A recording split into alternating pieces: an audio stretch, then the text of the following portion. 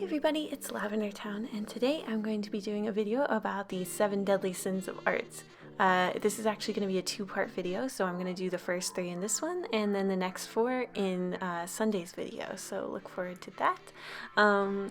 And I just thought this would be a fun video idea because I realized that there's a lot of common traps that a lot of artists fall into that kind of also parallel with the 7 deadly sins, and I thought that that would be kind of an interesting video to make. So anyway, the first one I'm going to be addressing is the sin of lust, and this can really warp your drawings. And of course, when I'm talking about this in a drawing video, there's nothing really wrong with drawing pinups or drawing attractive characters or anything like that. That's not what I'm talking about.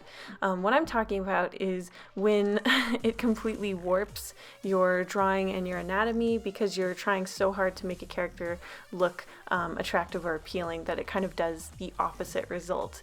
You see a lot of this in amateur art and also in comic book art. In fact, the whole boobs and butt pose controversy that was going on a couple years ago kind of came out of that, where like female superheroes in particular were being twisted so far that you could see both their chest and their butt at the same time, which for most people would be painful and injurious and cause their spinal cord to have some damage to it. So it made for some really awkward looking art, and it didn't really even service the original point, which was to make them look super attractive, because they just look so strained. So I kind of just drew this little lust demon, and I'm going to show you some examples of where trying to add sex appeal goes too far and makes characters look super, super weird. This one is super famous because her leg is like crazy broken. And of course, these are just classic examples. You can see how it just looks a little bit too twisted. And then this one of Catwoman was pretty famous. It's a really good example of how trying to emphasize these things actually makes her look weird. She kind of looks like a leather meatball, which is probably not the original intent. Basically, when you push things too far, it sometimes backfires. The next sin I want to talk about is envy, and this one can be a huge problem for all kinds of artists. Even when you're a professional, all the way down to just starting, envy can be a real problem for you, and it can really stop your creativity and your development as an artist. So it's a pretty huge deal. Basically, the problem of comparing yourself to others to the point where you are looking more at their art than you're looking at your art can be problematic in a couple ways. First of all, idolizing one person's art way above your own and looking at it a lot can sometimes cause your art to look like theirs, which is not great because obviously you want your own original style. And on top of that, it can also just make you feel terrible because, of course, when you're competing with someone in their own style, they're always going to do better than you because it's their style. So you're kind of setting yourself up for an impossible fight. Now, of course, it's really important to get to have influences and to get inspired by other people. That's not a bad thing at all. It's only when this envy becomes such a problem where you are feeling it affect your work negatively and you're seeing your work look less and less like your own stuff. And also, of course, when you're primarily looking at other people's art, not for inspiration, but in a way to make yourself feel bad. This is kind of a weird, not hobby, but like impulse I think a lot of artists have. A lot of the time they look at artists who are like way ahead of them in their art journey, basically, when they've been drawing for a lot longer or something like that, and it's really unfair for them to make those comparisons, but it can really eat you up inside if you look at art of professional artists or whoever and you just sit there and think about how you're not good enough and how your art will never be that good. That kind of stuff never helps you improve, and honestly, everything you do when it is in regards to art should be focused on improving yourself and making art fun for you. So if something like this gets in the way and is doing neither of those things, it's really best to try to overcome it rather than nursing those feelings any longer. In fact, I've said this before in the past, but if there's an artist who makes you feel sad when you look at their work because you feel inferior, it's actually better not to look at it at all for a little while until you start feeling better. Taking little breaks away from looking at other people's art and just focusing on your own every once in a while is definitely a healthy thing, and it's not weak of you to need to do that every once in a while. I think everyone can benefit from that. And you can always come back and look at those artists again as soon as you start feeling better. And the last art sin I'm going to talk about is sloth. Now, this one is pretty straightforward, and it affects pretty much every artist I know, including myself.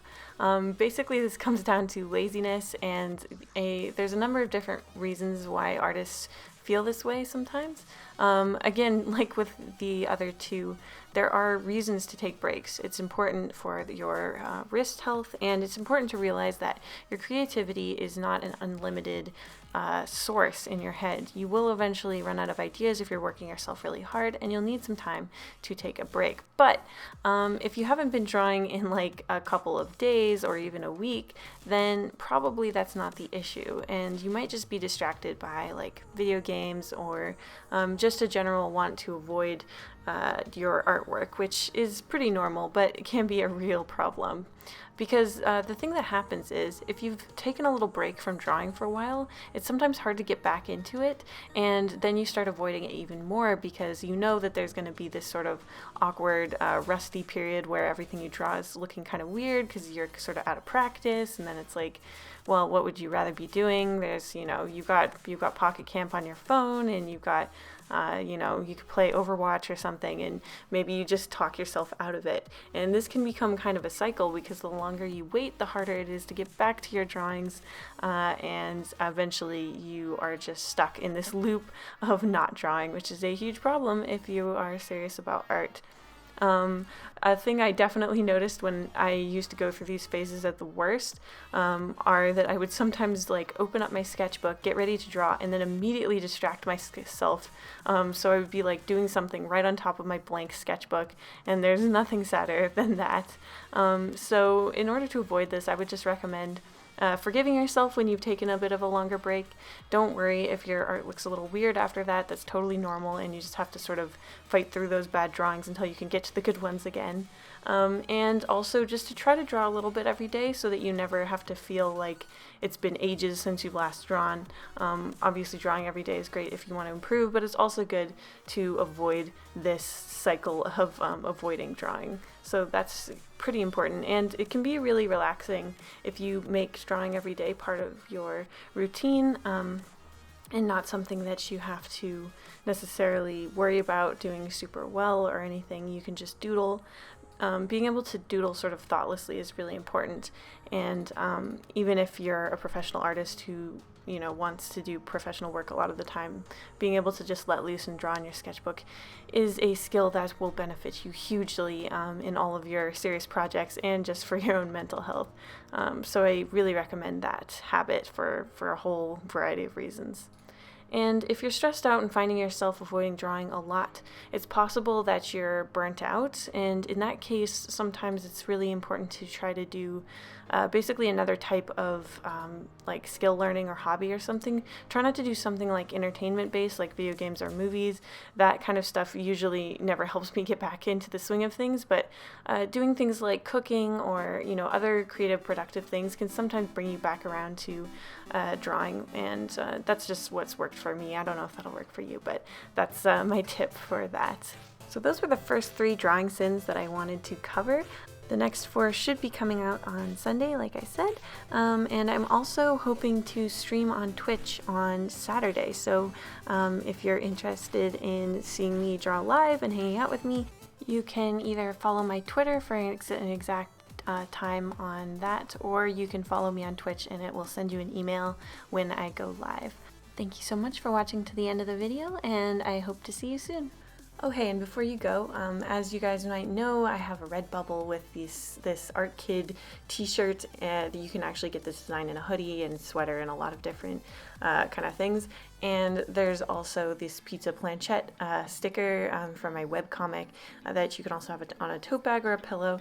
And because the holiday season is coming up, I'm going to be trying to get some new designs up on there very soon. So if you're interested in that kind of thing, just keep your eyes peeled, because those should be going up sort of randomly. So yeah, I just wanted to let you guys know that that's a thing that's happening. All right, cool. See you later. Thank you to my patrons, including Blep, Code, Ellie Quiznak, Christy Stewart, Painamel, Elizabeth Albin, Calpompone, Dessert, Isabella Spooky, Death Global Zone, Lovely, Lachlan MD, Vilka, Yoboy ST, Adrian Delport, JJ Jade, Laura Buter, Super Pixel, Angela Taylor, Hallman Kearney, Lebleble, and at Liv Likes to Draw. Thank you guys so much for your support. If you would like to become a patron, there's a link on the end card. Thank you guys so much for your support, and I'll see you next week.